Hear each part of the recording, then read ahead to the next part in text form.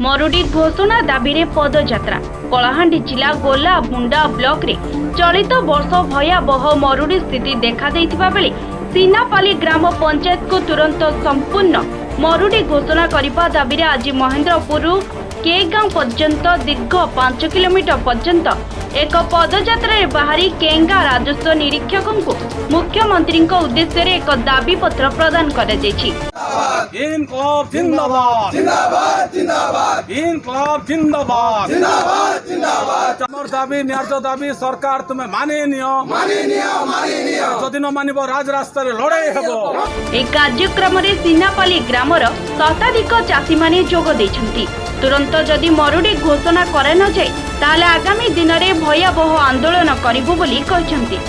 कम वृष्टिपात हेतु गोलामुंडा ब्लॉक विभिन्न ग्राम पंचायत सहित सीनापाली ग्राम पंचायत मध्य मरुडी शिकार होगा के लगी चाषी हंतसंत हो गले ना आज पर्यंत रुआ धान नहीं रोइबार ताल के बेसा नहीं मारी चाषी आर जमी पड़िया पड़ी जहाँफल आम आज कृषक संघ तरफ सीनापाली ग्राम पंचायत तरफ आम आरए ऑफिस घेरू करवाके जाऊँ। आगामी दिन में जदि सीनापाली ग्राम पंचायत के संपूर्ण मरुडी सरकार घोषणा नहीं करबे ताहले भयावह आंदोलन हवा से सरकार और प्रशासन दायी रहे। कलाहांडी सनत प्रधान रिपोर्ट कोणार्क न्यूज।